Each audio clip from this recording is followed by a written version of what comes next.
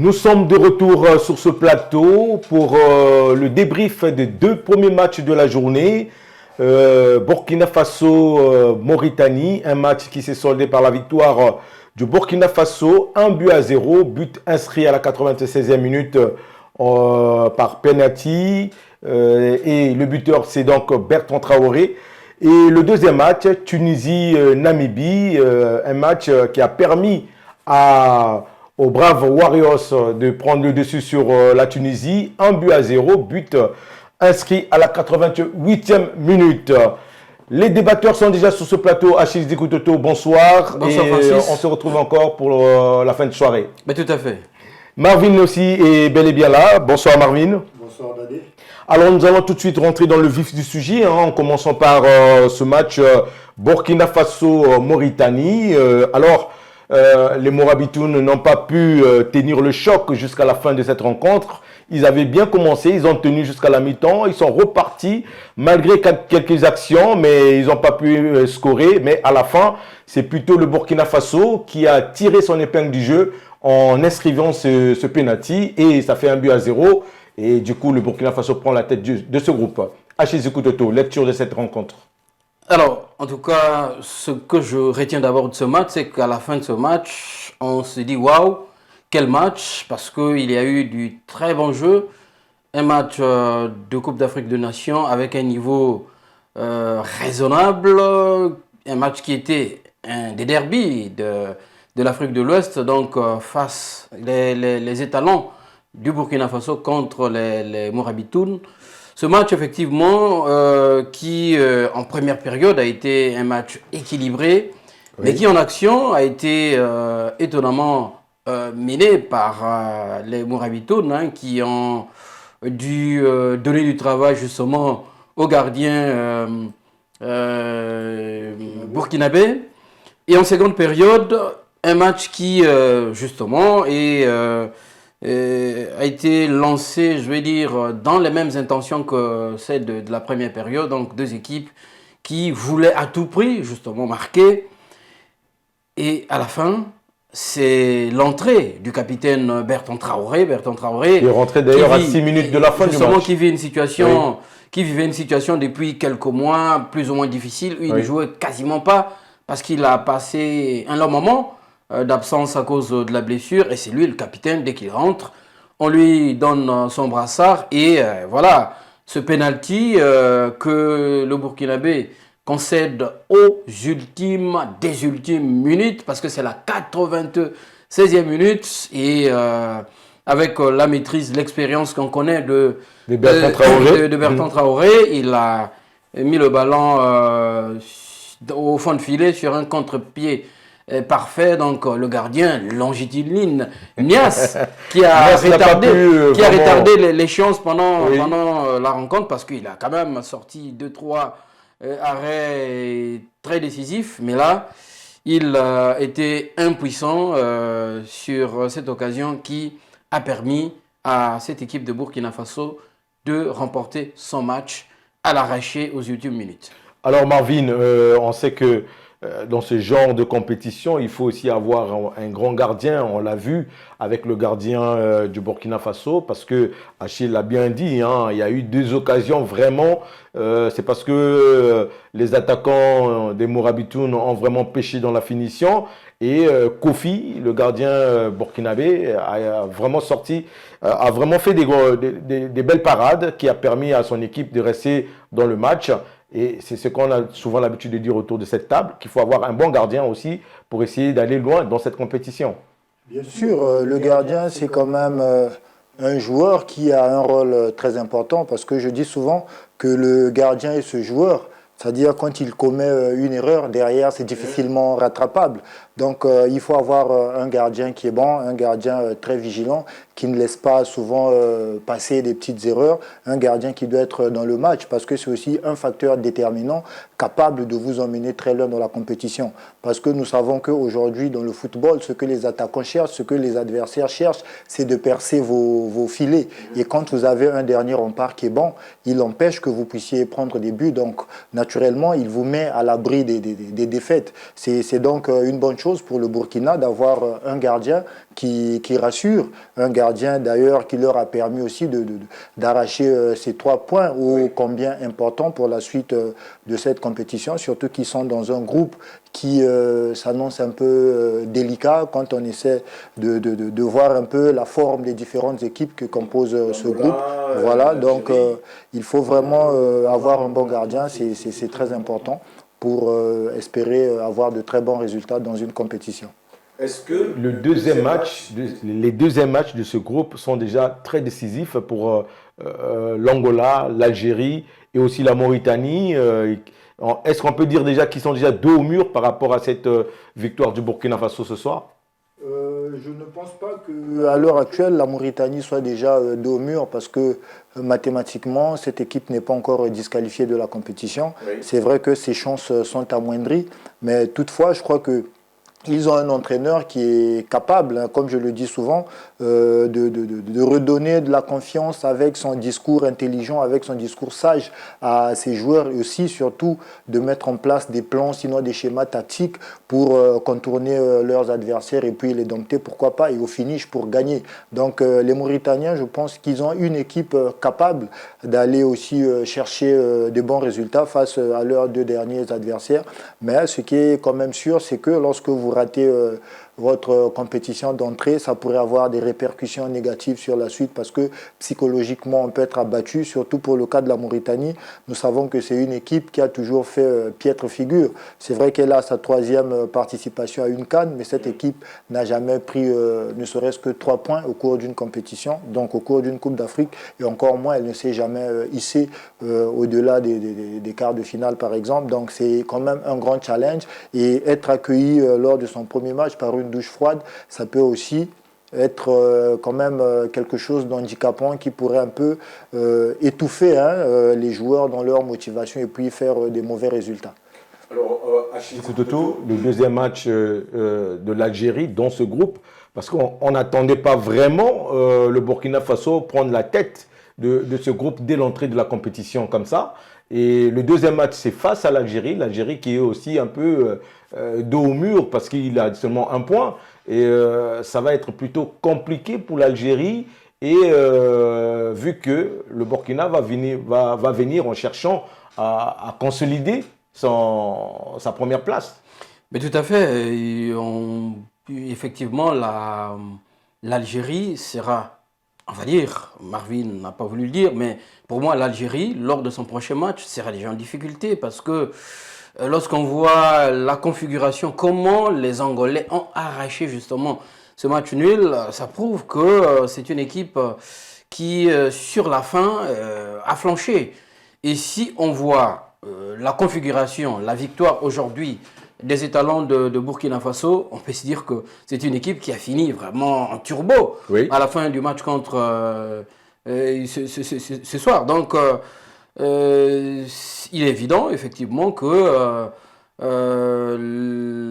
les étalons iront avec ce petit avantage parce qu'il leur suffira juste d'1 point déjà de s'imaginer être à la fin des matchs de groupe, au moins parmi les 3 meilleures équipes de ce groupe. Mais sinon, ils iront pour consolider leur qualification. S'ils gagnent, ils sont d'office qualifiés. Et de toute façon, il faut aussi quand même laisser cette lassitude aux Algériens qui vont venir avec un esprit revanchard. Je essayer de gagner les 3 points. L'avantage qu'ont toutes les équipes de ce groupe-là, c'est qu'ils ont vu chacune des équipes jouer déjà. Belmadi, avec ses hommes, vont tirer les conséquences d'abord de ce qui n'a pas marché contre l'Angola et puis essayer justement de bien préparer le match par rapport à la performance du Burkina Faso ce soir. Et je pense que l'Algérie a toutes les capacités de rebondir lors de la 2e journée, même si ça va être difficile avec cette équipe de Burkina Faso qui, pendant tout le match aussi, a douté contre la Mauritanie. Qui, on va dire, a gagné sur un coup de sort, finalement. Est-ce que l'Angola peut... non, je voulais dire, est-ce que la Mauritanie plutôt peut créer la sensation face à cette équipe angolaise qui, lui, a terminé plutôt en pleine bourre face à l'Algérie? Bon, déjà, nous savons que la Mauritanie est dans une très mauvaise posture. Donc, les 2 derniers matchs qui lui restent sont pour elle des finales. Donc, elle aura intérêt à jouer ces 2 derniers matchs-là avec beaucoup de motivation, avec beaucoup de détermination. Donc, ne serait-ce que ce facteur-là, c'est-à-dire la détermination dont pourraient faire preuve les Morabitoun de la Mauritanie, pourrait être aussi quelque chose de difficile à gérer de la part des Angolais, parce que les Mauritaniens, même, c'est vrai que collectivement, c'est un bloc très compact et c'est un collectif qui est assez soudé, bien rodé, mais après, il y a quand même quelques individualités aussi qui peuvent toutefois se démarquer, comme on l'a vu lors de la campagne des éliminatoires. Je pense notamment aux joueurs comme Oumar, qui est quand même un très bon joueur, très offensif, capable de déstabiliser les défenses adverses. Donc je crois que les Angolais doivent aussi déjà revenir sur terre, parce que croire que si on fait un match nul contre l'Algérie et que les matchs qui suivent seront faciles, pas du tout. Donc ça pourrait aussi être un piège. Voilà. Ouais. Donc ça reste un match qui nous réserve quand même des surprises. Et moi, surtout pour le coach Amir Abdou, que j'apprécie bien, je pense bien qu'il fera des bonnes choses pour que la Mauritanie ne perde pas la face à l'issue du 2e match. Alors passons maintenant au 2e match de la journée qui a opposé la Tunisie à la Namibie. C'est vraiment un coup de tonnerre dans ce match parce que on ne s'attendait pas à ce score et surtout de la manière dont la Namibie a eu sa victoire face aux Tunisiens. C'est-à-dire que, alors messieurs, ce but à la dernière minute, 88e minute, vraiment, c'est dans les temps presque de fin de match. On voit cette équipe de la Namibie inscrire le but assassin face aux Tunisiens qui se disaient, bon, on n'a pas pu faire la décision pendant les 45 premières minutes et jusqu'à présent, bon, on va essayer de jouer le match nul, mais ils se font surprendre. Achille Kutoto. Alors, ce qu'on constate lors de cette CAN, c'est que le money time, comme disent les Anglais, les ultimes minutes sont en train de payer, notamment pour les équipes dites, entre guillemets, petites. Cette équipe de Tunisie venait avec les intentions de bien commencer la compétition. Ils ont tenu la dragée, ils ont été dominateurs quasiment lors des 2 périodes. Mais cette équipe de Namibie, en tout cas, ils ont tenu leur nom, Warriors, traduction en français, c'est courageux guerriers. Voilà. Et aujourd'hui, on a vu effectivement qu'ils tenaient, ils ont honoré ce nom en arrachant justement ce match sur cette tête rageuse. Et c'est un nom que les Tunisiens, je pense, ne vont pas oublier. Daniel Deon Otto Kavenji. Je pense que les Tunisiens ce soir... Non, il a commencé le match. Il a commencé le match. Il a commencé non, c'est celui qui fait le centre qui rentre... Il a commencé le match, mais ce qui est un peu ahurissant du côté tunisien, c'est que je ne comprends pas comment Kavenji se retrouve seul, je ne sais pas, sur un coup de pied arrêté, il joue justement le hors-jeu alors qu'il y avait 2 défenseurs qui étaient en avance. Donc voilà, il voit bien comment le ballon arrive et il se joue tranquillement de la défense tunisienne pour scorer ce but-là. Félicitations, on ne s'y attendait pas tous. Sur ce plateau-là, on se disait si la Namibie résiste, ça sera peut-être pour faire un match nul, oui. mais heureusement pour eux, heureusement pour eux, ils ont fait douter cette équipe tunisienne. Et ce qu'on craignait depuis ce matin, lors du plateau de ce matin, on a annoncé que si l'équipe tunisienne essaie de commettre la même bévue que celle commise par l'Algérie en commençant plein au plancher et s'il flanche, parce qu'il y a aussi le facteur chaleur qui joue un peu, on va dire, plus négativement contre les équipes maghrébines.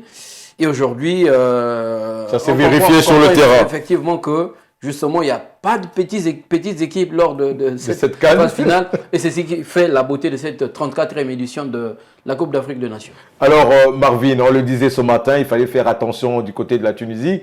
Mais ça s'est vérifié.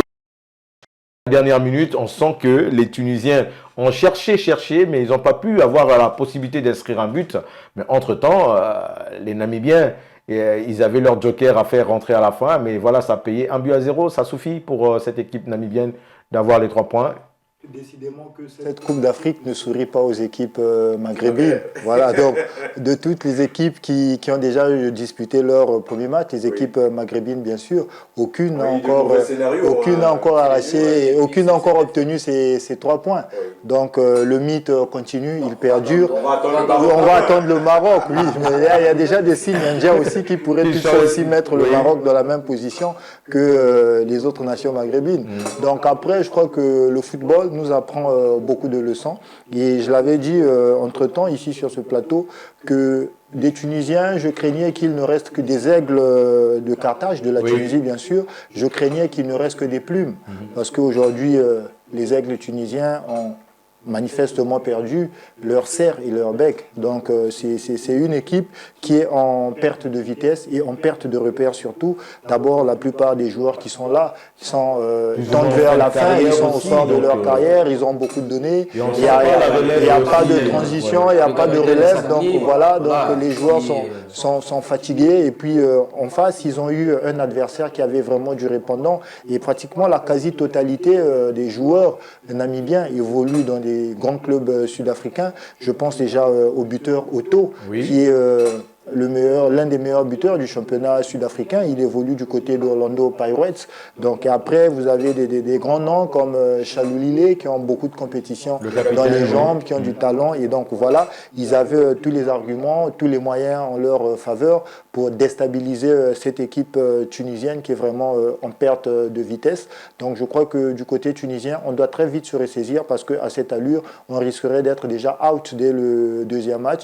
Et après, ce qui est encore plus intéressant dans cette affaire, c'est que le malheur aussi des grandes nations, c'est le fait d'être trop vu. Donc les adversaires ont eu le temps d'examiner leurs vidéos et autres. Voilà, ils ont un jeu vraiment prévisible. Et au contraire, on ne maîtrise pas les plans de l'adversaire. Donc l'adversaire a toute la latitude de vous frapper dans l'obscurité. Et c'est ce que nous avons vu aujourd'hui du côté, disons, lors du match Namibie-Tunisie. Donc je crois que c'est l'une des leçons que l'on tire encore de cette Coupe d'Afrique. Il n'y a pas de petite nation, toutes les équipes se valent. Et c'est ce qui fait encore une fois de plus la beauté de ce que l'on aime ici, c'est-à-dire le football.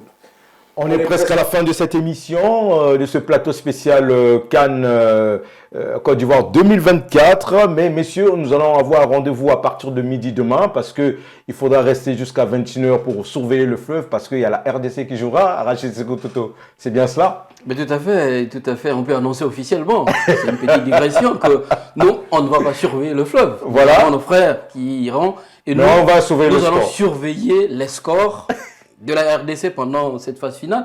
Mais sinon, je voulais revenir rapidement parce qu'on est presque à la fin. Justement sur l'une des raisons, l'une des leçons de cette Coupe d'Afrique des Nations, une leçon qui peut servir le Congo, c'est que toutes les équipes dites petites ont des entraîneurs locaux qui sont là sur la durée. Exactement. Et qui apportent justement les résultats. Donc, quelquefois, il faut faire justement confiance aux enfants de la maison, leur donner du temps et les moyens. Et je surtout, il faut que le projet puisse durer longtemps. Même pour le Congo, si on essaie, si on donne du temps, on laisse les entraîneurs qui sont en place, c'est possible que le Congo aussi puisse répartir un jour à la Coupe d'Afrique des Nations. C'est là, ça me permet aussi de vous annoncer encore que le coach Isaac, le sélectionneur national des Diables Rouges Senior A, est actuellement en Côte d'Ivoire, et plus précisément pour aller superviser le Maroc, la Tanzanie et la Zambie, les futurs adversaires du Congo pour les éliminatoires de la prochaine CAN. C'est terminé pour ce soir. De la Coupe du Monde, je voulais dire. C'est terminé pour ce soir. On se retrouve donc demain à partir de midi. Bonne suite de programme avec Vox TV. Nous, on surveillera le score demain.